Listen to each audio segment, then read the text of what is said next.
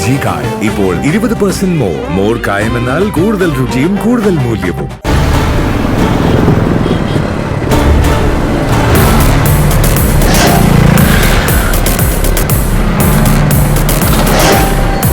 ആ ലോറി പാഞ്ഞു കയറിയ സംഭവം ഇതൊക്കെ ആയിട്ട് എന്താ ബന്ധം?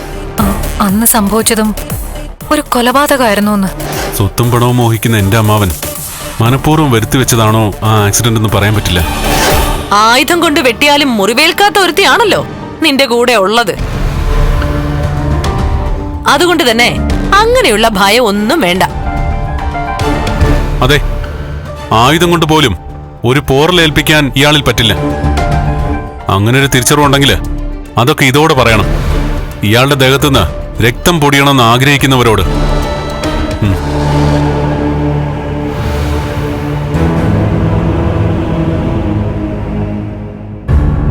ഇതൊക്കെ കേട്ടിട്ട് എനിക്ക് എന്നെ തന്നെ മാന്തി കീറാൻ തോന്നുക. മോള് വിഷമിക്കണ്ട മോളെ. മേഘനും മോളുടെ അച്ഛനും അവളെ അവനെയും വെറുതെ വിടാനൊന്നും പോകുന്നില്ല. എന്റെ വാമേട്ടൻ കിടപ്പിലായി. അതാ എന്റെ സങ്കടം.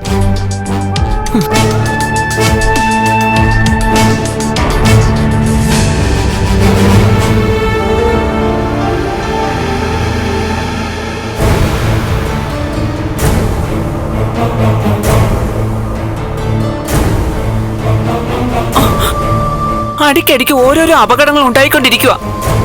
ഞാൻ പറഞ്ഞതാ ഇനി ഒന്നും വേണ്ടാന്ന്. എന്നിട്ട് മാമേട്ട മാത്രമല്ല, നിങ്ങൾ ആരും കേട്ടില്ലല്ലോ. മേഘനാണെങ്കിലോ അവളെ കൊന്നേ അടങ്ങോളെന്ന് പറഞ്ഞാ നടന്നത്. എന്നിട്ടിപ്പോ എന്തായി? ഈ സംഭവം നടക്കുമ്പോ നീ അടുത്തില്ലായിരുന്നോ ഉണ്ണി? ഉണ്ടായിരുന്നു അമ്മായി. തട്ട് തകരുമെന്ന് അത് അടുക്കി വെച്ച മേസ്ത്രി അമ്മാനോട് ഒരുപാട് തവണ പറഞ്ഞതാ, അവിടെ ചവിട്ടരുതെന്ന്. അയാളോടുള്ള ദേഷ്യത്തിനെ കയറി ചവിട്ടിയത്. എന്തൊരു മണ്ടത്തര വാമേട്ട കാണിച്ചേ. മഹാലക്ഷ്മി തട്ടി ചവിട്ടിയപ്പോ വീഴാതിരുന്നത് അവളുടെ മഹാഭാഗ്യം കൊണ്ടാ. ആ ഭാഗ്യം നമുക്കൊന്നും ഇല്ല ഉണ്ണിക്കൂട്ടാ. അതുകൊണ്ട് പൊളിയാത്ത തട്ടിക്കയറി നമ്മൾ ചവിട്ടിയാലും അത് പൊളിഞ്ഞു വീഴും. നോക്ക്,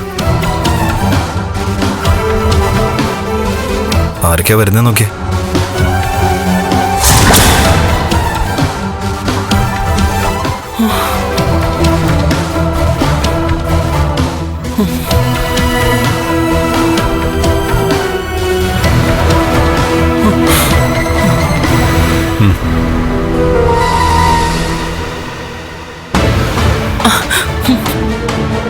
എന്തിനാടാ കണ്ണ എവളെയും കൂട്ടി ഇങ്ങോട്ട് വന്നത്? അകത്ത് കിടക്കുന്ന മനുഷ്യന് ഇത്തിരി ജീവൻ കൂടി ബാക്കിയുണ്ട്. അതും കൂടി എടുത്തോണ്ട് പോവാനാണോ?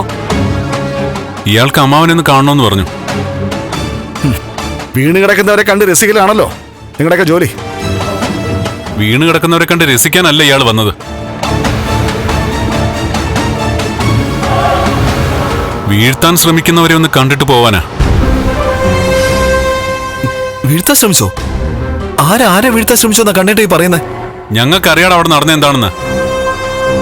പിന്നെ കെണിയൊരുക്കിയ ആള് തന്നെ അതിൽ വീണതുകൊണ്ട് കൂടുതൽ അന്വേഷണമൊന്നും നടത്തുന്നില്ല. ഞാൻ ഡോക്ടറോട് ചോദിച്ചിട്ടാ വരുന്നത്.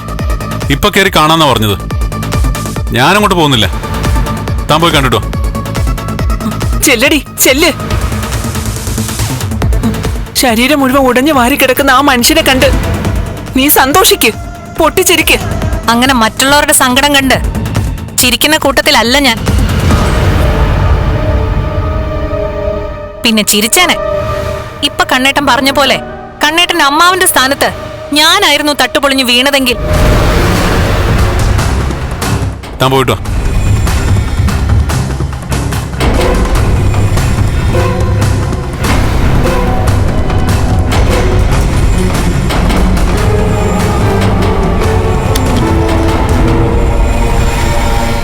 എന്നാലും നീയും ഇങ്ങനെ ആയിപ്പോയല്ലോ ഉണ്ണി. ഏട്ടന്റെ മനസ്സിൽ എന്താണെന്ന് എനിക്കറിയാം. നിനക്കും അറിയാം, ഇയാൾക്കും അറിയാം.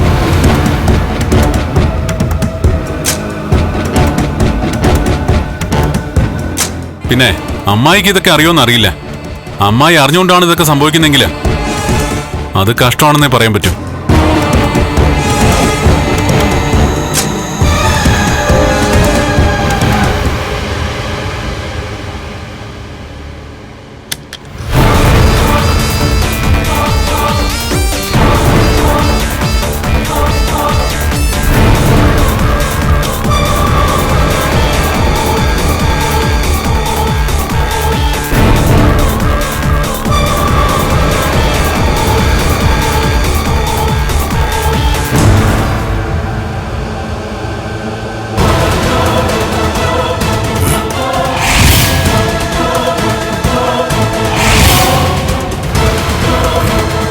ഞാൻ തന്നെ മഹാലക്ഷ്മി. വർക്ക് സൈറ്റിലോട്ട് എഞ്ചിനീയറായിട്ട് വന്നപ്പോ ഇങ്ങനൊരു രംഗം അമ്മാവൻ മനസ്സിൽ കണ്ട് കാണുമല്ലേ? ICUവിൽ കിടക്കുന്ന മഹാലക്ഷ്മി, അല്ലെങ്കിൽ ആംബുലൻസിൽ കമലേശ്വരത്തേക്ക് വരുന്ന മഹാലക്ഷ്മി. അതായിരുന്നില്ലേ ആ നേരത്തെ അമ്മാവന്റെ മനസ്സിനകത്ത്? അതും അല്ലെങ്കിൽ കണ്ണേട്ടനെ പോലെ വീൽ ചെയറിൽ സഞ്ചരിക്കുന്ന മഹാലക്ഷ്മി. അങ്ങനെ സ്വപ്നങ്ങൾ ഒരുപാടായിരുന്നെന്ന് എനിക്കറിയാം. കാര്യങ്ങൾ ഇത്രത്തോളം എത്തിയ സ്ഥിതിക്ക് ഞാൻ പറയാ, ആരെയും കൊന്നിട്ട് ആർക്കും ജയിക്കാൻ പറ്റില്ല. വയസ്സ് 10-60 കഴിഞ്ഞില്ലേ? ഇനിയെങ്കിലും പണത്തിനോടുള്ള ആർത്തി ഒന്ന് മതിയാക്ക്. വീൽ ചെയറിന്റെ സഹായത്തോടെ നടക്കുന്ന ഒരു മനുഷ്യനൊരു കൈത്താങ്ങായിട്ടാ ഞാൻ വന്നത്. ഒരുപാട് പരിമിതികളിൽ നിന്നുകൊണ്ടാണ് സ്വന്തം അനന്തരവൻ ജീവിക്കുന്നത്. അതുപോലും തിരിച്ചറിയാനുള്ള ബുദ്ധി നിങ്ങൾക്കൊന്നും ഇല്ലാതായി പോയല്ലോ. പുറത്ത് നിപ്പുണ്ട് കൂട്ടുകക്ഷി. ഇനി അയാളെ എനിക്കൊന്ന് കാണണം.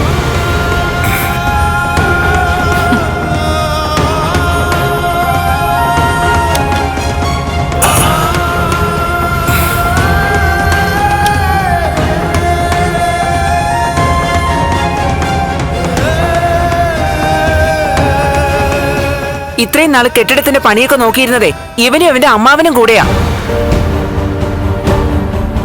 അന്നൊന്നും ഇതുപോലെ ആരും തട്ടുപൊളിഞ്ഞു വീണിട്ടില്ല. ഇന്ന് ഐശ്വര്യം ഇല്ലാത്തവൾ കെട്ടിടത്തിൽ കയറി, അതോടെ അത്യാഹിതവും സംഭവിച്ചു. അതും മാമേട്ടനാണല്ലോ സംഭവിച്ചത്.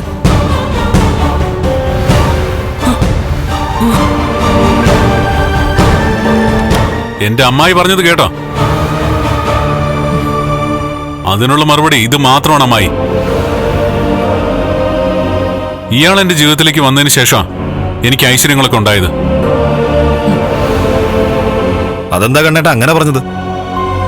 ഇവര് വരുന്നതിന് മുമ്പായിരുന്നല്ലേ കമ്പനി ഒരുപാട് വളർന്നത്. ഫിനാൻസിയേഴ്സും കൺസ്ട്രക്ഷൻ കമ്പനിയും ഒക്കെ ഓരോ ദിവസം കഴിയുന്തോറും മുകളിലോട്ടാ പോയിക്കൊണ്ടിരുന്നത്. ഫിനാൻസിയേഴ്സ് മുകളിലോട്ടായിരുന്നു. ജൂവലറിയുടെയും കൺസ്ട്രക്ഷൻ കമ്പനിയുടെ റിസൾട്ട് ആവറേജ് മാത്രമായിരുന്നു. അമ്മായിയുടെ മോനെ ജുവലറി എന്ന് പറഞ്ഞു വിട്ടതിന് ശേഷം ജുവലറി ഇപ്പൊ തരക്കേടില്ലാതെ പോകുന്നുണ്ട്. അതേടാ, ഇവള് കാല് കുത്തനടുത്ത് മാത്രമാ ഉയർച്ച ഉള്ളത്.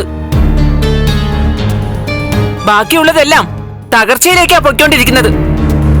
ഇനി തകർച്ചയിലേക്ക് പോവില്ല. കാരണം ഇനി എന്റെ എല്ലാ സ്ഥാപനങ്ങളും ഇയാളുടെ നിയന്ത്രണത്തിലാണ്.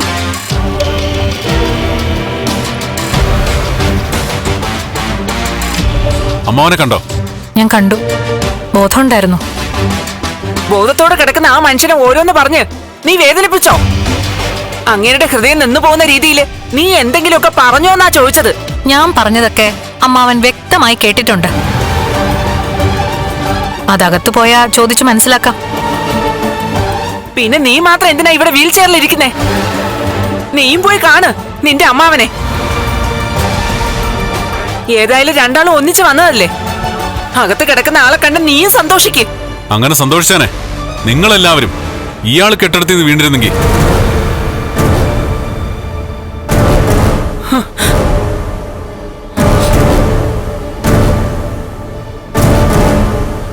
അതെ, ഒന്ന് വന്നേ. എനിക്ക് കുറച്ച് സംസാരിക്കാനുണ്ട്. എനിക്കൊന്നും പറയാനില്ല. എന്നാ പിന്നെ എല്ലാവരും കേൾക്കെ പറയാനുള്ളത് ഞാൻ പറയാം. എന്താ? ഈ മനുഷ്യന്റെ സമനില തെറ്റിക്കാൻ വേണ്ടി ഓരോന്ന് ഇറങ്ങിക്കോളൂ. വാ വാ.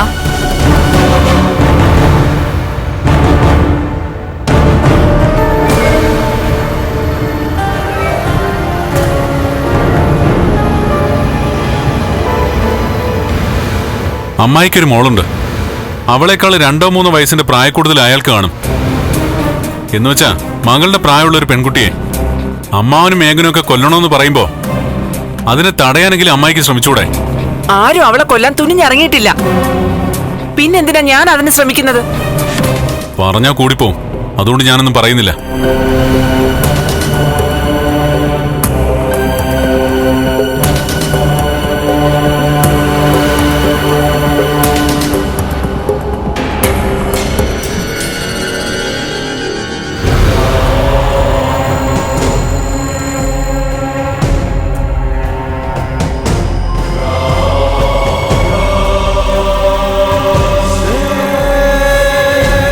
മണ്ഡലകാലം ഓർമ്മയുണ്ടോ? കോരിച്ചൊരിയുന്ന മഴയത്ത് ഒരു ബൈക്കിലേക്ക് 5 വയസ്സുകാരിയെ ഇരുത്തിക്കൊണ്ടുപോയ ലോറി പാഞ്ഞു കയറിയത് ഓർമ്മയുണ്ടോന്ന്?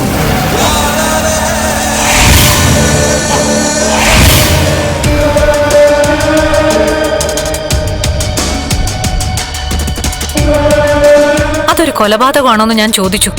അല്ല എന്ന് നിങ്ങൾ പറഞ്ഞു. എന്നാൽ ഇന്ന് എനിക്ക് സംശയമുണ്ട്, നിങ്ങൾ മനഃപൂർവ്വം ഒരു അച്ഛനെയും മകനെയും കൊല്ലാൻ ശ്രമിച്ചതാണോന്ന്. ഇത് പറയാനാണോ നീ എന്നെ ഇങ്ങോട്ട് കൂട്ടിക്കൊണ്ടുവന്നേ? വെറുതെ സംശയം ഉള്ളി വെച്ചുകൊണ്ട് വർഷങ്ങൾക്ക് മുമ്പ് നടന്ന കഥ എന്തിനാ നീ എന്നോട് വിളമ്പുന്നേ? വർഷങ്ങൾ എത്ര കടന്നു പോയാലും മറക്കാൻ പറ്റുന്നതല്ലേ മറക്കാൻ പറ്റൂ. ആ 5 വയസ്സുകാരിയുടെ മനസ്സിൽ പച്ച പിടിച്ച് നിൽക്കുന്ന ചില ചിത്രങ്ങളുണ്ട്. ദൂരെ തെറിച്ചുപോയ ബൈക്ക്, പിടയുന്ന ഒരു അച്ഛൻ, അരികിൽ നിലവിളിക്കുന്ന ഒരു മകൻ. ദേ ഇപ്പോഴും എന്റെ കൺമുന്നിൽ തെളിയുവാ.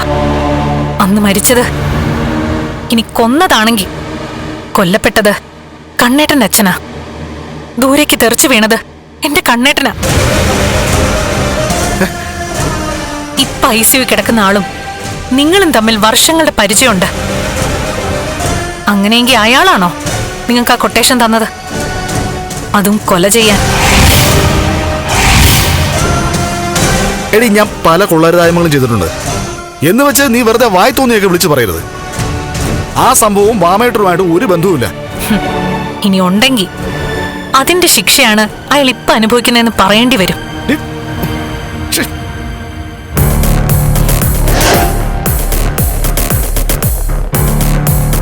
കണ്ണേട്ടനെ പോലെ ഇനിയുള്ള കാലം വീൽ ചെയറിൽ കഴിയാനാണ് അയാളുടെ വിധിയെങ്കിൽ അത് അയാൾ ചെയ്ത കർമ്മത്തിന്റെ ഫലമാ.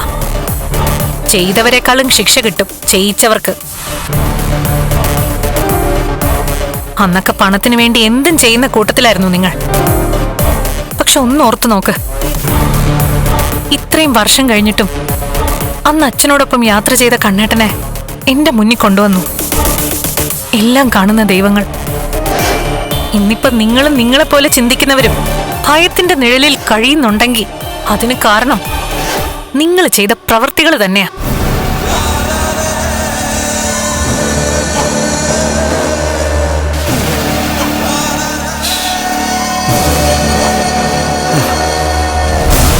ഒരു കാര്യം മനസ്സിലാക്കിക്കോ, ഞാൻ ചിന്തിച്ചതൊക്കെ ശരിയാണെങ്കിൽ കാലം നിങ്ങളോട് കണക്ക് ചോദിക്കും. അതേത് രീതിയിലാണെന്നൊന്നും ഇപ്പൊ പറയാൻ പറ്റില്ല. ഒന്നു മാത്രം എനിക്കറിയാം, നിങ്ങൾക്ക് പിന്നാലെ സദാസമയവും ഒരു ആത്മാവുണ്ട്.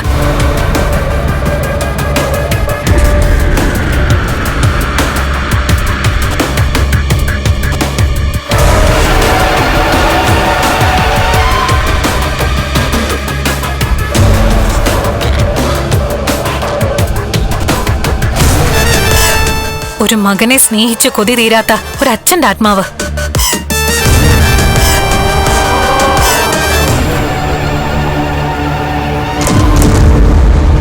അന്നത്തെ അപകടത്തിൽ ജീവിച്ചിരിക്കുന്ന രക്തസാക്ഷി എന്റെ കണ്ണേട്ടൻ.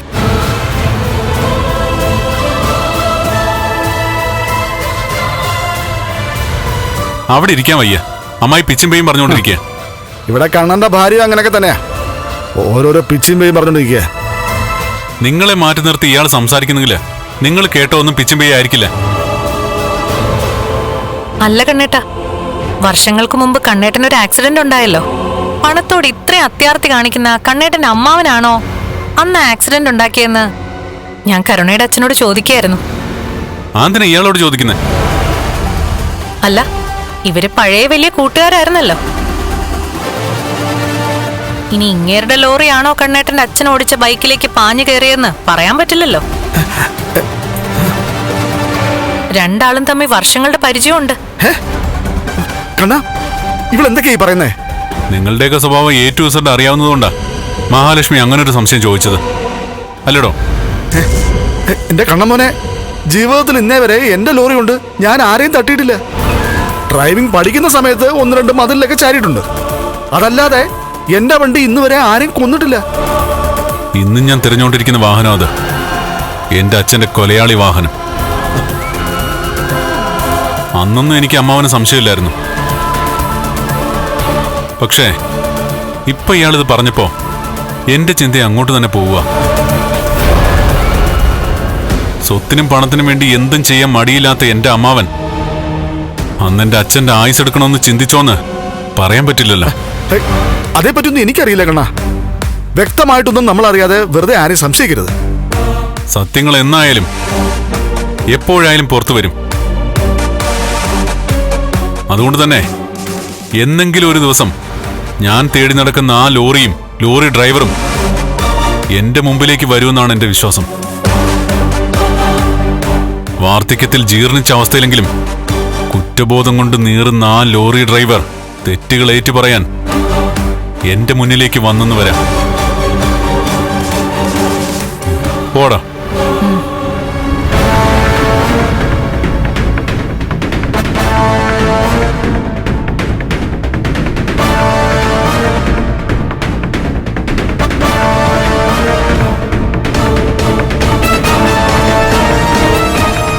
ഞാൻ ചെയ്തതൊക്കെ എന്റെ പിന്നാലെ വന്ന് ശല്യം ചെയ്യാണല്ലോ.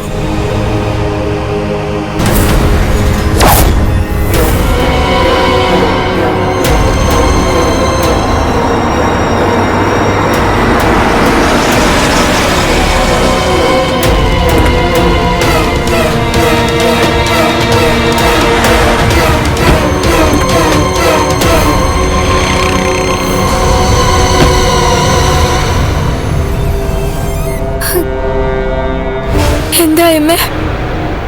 ഐസിയുല. അവിടെ ഒരുപാട് ആൾക്കാർക്കൊന്നും നിൽക്കാൻ പറ്റില്ല. ഉണ്ണിയുണ്ട് അവിടെ, അതുകൊണ്ട് ഞാനിങ്ങ് പോന്നതാ. അച്ഛനിപ്പോ നല്ല മാറ്റം ഉണ്ടല്ലോ അമ്മേ. മാറ്റം ഉണ്ടായിട്ടും കാര്യമില്ല മോളെ. ഇനി എഴുന്നേറ്റ് നടക്കാൻ പറ്റുമെന്ന് തോന്നുന്നില്ല. കണ്ണനെ പോലെ ജീവിതകാലം മുഴുവൻ വീൽ ചെയറിലാവുന്ന പേടി. അവളൊരു പിശാചിന്റെ ജന്മ മോളെ, അതുകൊണ്ട് ഇങ്ങനെയൊക്കെ സംഭവിക്കുന്ന. എന്ത് ചെയ്യാനാ? ഇപ്പൊ ഇവിടെ ഒരു ടീം അവളെ സപ്പോർട്ട് ചെയ്യുമല്ലേ? അവളിവിടെ ഇല്ലേ മോളെ? ഇല്ല, എവിടെ ചുറ്റിത്തിരിയാനായിട്ട് പോയേക്കുവാ. കൊറേ നേരമായി പോയിട്ട്. ഹോസ്പിറ്റലിലോട്ടൊന്നും വന്നില്ലല്ലോ? ഇല്ല, അവളുടെ അമ്മാവൻ കെട്ടിടത്തിൽ നിന്ന് വീണെന്നറിഞ്ഞാലും അവള് വരത്തൊന്നുമില്ല. അവക്കിപ്പോ അതൊന്നും വലിയ വിഷയമല്ല മോളെ. അവളെ ഇവൻ കയറൂരി വിട്ടിരിക്കല്ലേ. അവള് പിന്നെ എവിടെയെങ്കിലും പോയിട്ട് വരട്ടെ. അവളാണ്.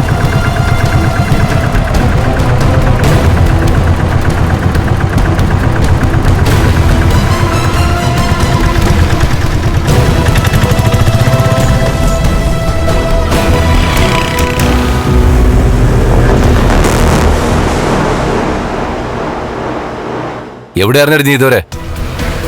ഞാനൊന്ന് പുറത്തേക്ക് പോയതാ. നിനക്ക് സന്തോഷം ഉണ്ടാക്കുന്ന ഒരു കാര്യം പറയട്ടെ. മഹാലക്ഷ്മി അല്ല തട്ടുപൊളിഞ്ഞ് താഴെ വീണത്, നിന്റെ അമ്മാവനാ. അത് കേട്ടിട്ട് ഇവിടെ മുഖത്ത് ഒരു സങ്കടവും ഇല്ല. ഞാൻ എന്തിനാ സങ്കടപ്പെടുന്നത്? ഏട്ടത്തിയെ കൊല്ലാൻ വേണ്ടിട്ടല്ലേ അമ്മാവൻ കെണി ഒരുക്കിയത്. അത് അമ്മാവന്റെ നേർക്ക് തന്നെ തിരിച്ചു വന്നു. ഈ കണക്കിന് എനിക്ക് എന്തെങ്കിലും ആപത്ത് പറ്റിയാലും നീ ഇതുപോലെ പ്രതികരിക്കുമല്ലോടി. അതേപ്പറ്റിയൊന്നും എനിക്ക് ഇപ്പൊ പറയാൻ പറ്റില്ല. പിന്നെ നിനക്ക് എപ്പോ പറയാൻ പറ്റും? എനിക്ക് എന്തെങ്കിലും ആപത്ത് പറ്റിയിട്ടോ? ഞാൻ എന്റെ അച്ഛനെ പോലെ അത്യാസന്ന നിലയിൽ കിടന്നാലും മരിച്ചാലും നീ എന്നെ തിരിഞ്ഞു നോക്കില്ല. കാരണം നീ ഇപ്പൊ ഒരുത്തനായിട്ട് ചുറ്റി തിരിയുന്നുണ്ട് ബൈക്കില്. എന്ന് നിങ്ങളോട് ആരാ പറഞ്ഞത്? ഞാൻ നേരിട്ട് കണ്ടടി ചില രംഗങ്ങള്. നീ ഒരുത്തനൊപ്പം ബൈക്കില് അവന്റെ തോളിൽ പിടിച്ചോണ്ട് പോകുന്നത് ഞാൻ കണ്ടടി.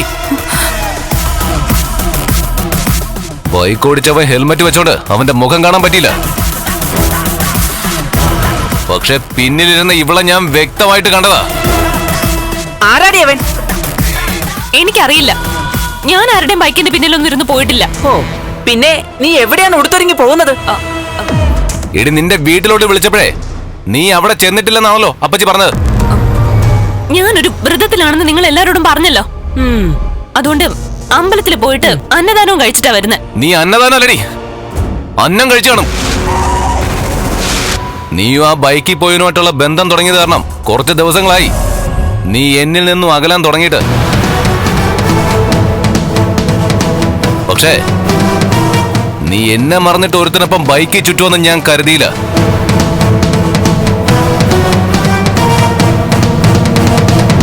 LG കായം ഇപ്പോൾ 20% മോർ കായം എന്നാൽ കൂടുതൽ രുചിയും കൂടുതൽ മൂല്യവും.